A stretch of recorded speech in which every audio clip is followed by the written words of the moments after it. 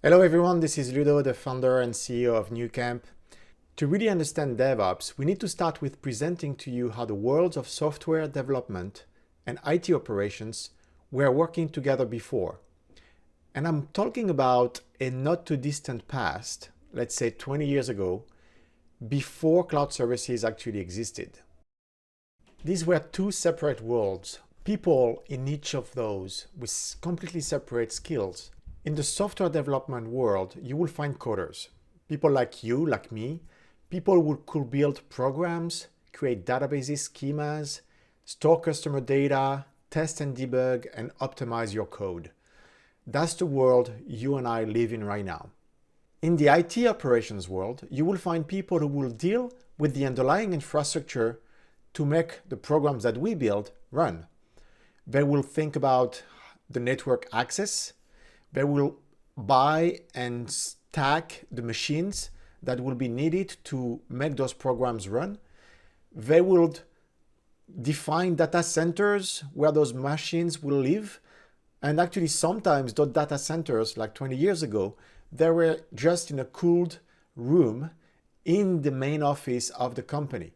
So you will walk into the office, you'll see desks and chairs, and then there will be a room with AC turned on 24/7 to just cool down what will look like 10 machines all hooked to a big router.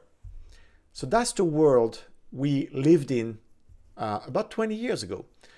And in that world, everything was extremely slow. On the software engineering side, you will have people team up together to build those projects and those programs. With multiple developers working on the same code base, they will have to check in and check out the files they work on.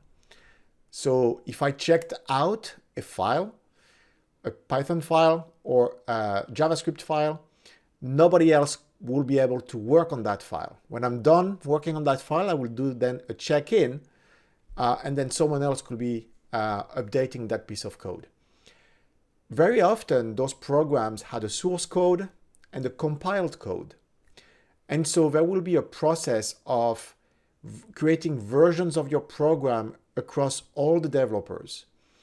And once a week, once every 2 weeks, oftentimes at night or over the weekend, the program will compile. It could be a very long process, sometimes several hours. And that compiled program will be what's ready to be given to the IT operations team. Now, traditionally, that piece of program will be put on disk or recently a USB drive, but not just the program. The developers will also write documentation and installation guides because that program will have to be configured. The servers will have to run in a certain with certain settings. The SQL database will have to be configured a certain way. And so with every shipment of a new version of the product or the program will come along updated instructions on how to install that program. That will be a handoff, a very serious handoff between the software development world or the software team and the IT operations team. It will be scheduled most of the time. And the IT operations team will have procedures in place saying, for example, that in order to deploy in production, you will have to ship your program the Friday before testing, and testing will take place the following week, and then a move to production will take place the following Monday. So sometimes it could take 2 weeks before any piece of code that has been ready for production is actually deployed in production. Once that USB drive is given to production, it will undergo additional testing. Not code testing, but setup, configuration testing, scalability testing. There will be a pseudo production environment available to actually try to push that new version of the program into production and see if it breaks. And then you could actually fail that test. So software development teams will be quite nervous after shipping their programs to see if that program was going to pass the pre-production test. If it failed, the code will be sent back, or the program will be sent back to development, and they will have to fix it and then send it again. Now you imagine this really takes place over a period of 3-4 weeks. So at that time, a development team could really think about pushing new code in production, let's say once a month. That would be actually a very good rhythm. Most likely once every quarter. If you are a very big company and you're producing your software for thousands of customers, you will probably make an update every 6 months, maybe every year. I mean, you remember, how often was Windows updated back in the days, like every 2 years. So that was really the world of software engineering, software development on one side, IT operations on the other side, and them really trying to work together the best they could, given the tools they were given. All right, so now let's fast forward 20 years. Cloud services are here. We have Amazon AWS, Microsoft Azure, Google Cloud. And what has changed fundamentally is a few things. First, everything goes faster. I talked about in the past needing to compile your code. Nowadays, you package it, but instead of taking hours, it's going to literally take you 5 to 10 minutes. So the time needed to compile or transpile or package it is super quick, meaning a development team could just have the new package ready for the IT operations role very, very fast. The other thing is the whole infrastructure has been commoditized. There is not really a need for companies and developers to worry about the network infrastructure, for example. There is not a need to worry about data centers cooling the place. There is not a need to worry about the machines that are going to run and how to actually install, buy, purchase, whatever those machines. It's all in the cloud, and the way that we do the handoff of the program to the cloud is also extremely simplified. You remember that USB drive? Well, nowadays you can actually package not just your program, but an image of the operating system that will be needed to use your program. So not only you're going to put the code in that USB drive, or actually think of it as a zip file, a big zip file. You're going to put the program, but you're going to put the database schema in it. You're going to put how much memory you need. You're going to put how much CPU you need. And everything actually that is needed and required to run this program, the developer now has the opportunity to create it. And that opens the door to something new as well, which is now the developer has really the opportunity to have a mini production environment at its fingertips and has the definitive knowledge that what has been working in development is going to work exactly the same way in production because it's going to be the exact same environment in some ways. So with that, suddenly we're seeing the developers owning a big part of what used to be called IT operations. And that's what we call DevOps. That's that middle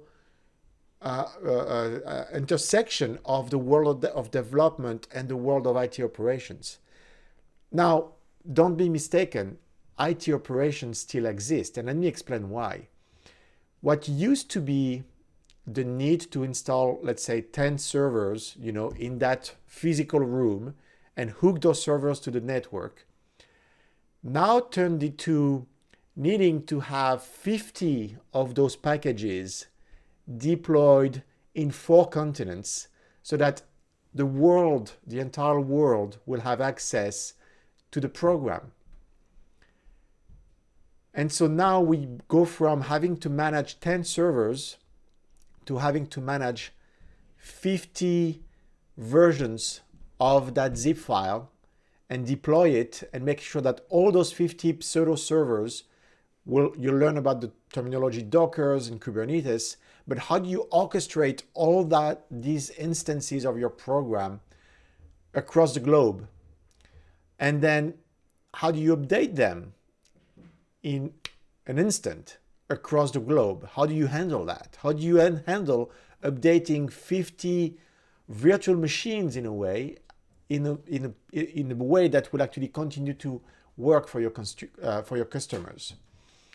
So for those new requirements, developers now have to learn what it means to operate the program, because once they do, they are suddenly able to just ship new versions of their program every day if they want, every 6 hours if they want.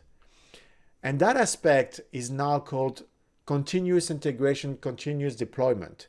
It's really that infinity loop that you're seeing that really empowers the developer to develop the code, test the code, package the code, ship the code, operate the code, deploy the code, and all of that.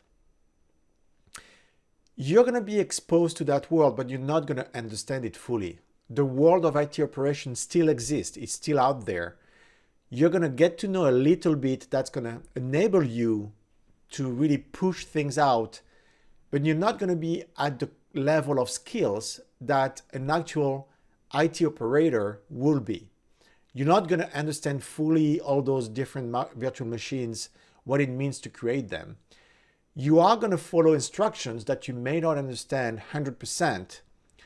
Just like in the past, IT operations people will follow procedures and guidelines that they may not fully understand, but were known to work.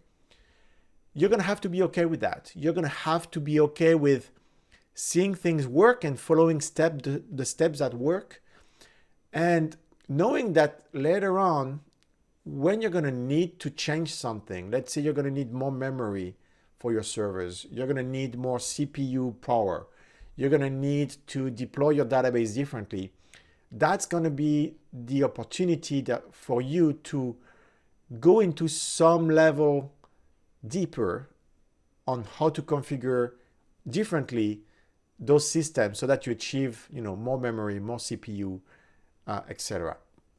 So be comfortable with that.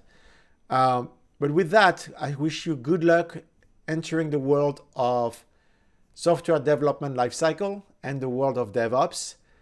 It's going to be mind-blowing in a way in what you can do and how fast you can deploy a piece of program that you just created across the globe for everyone on the planet to have access to.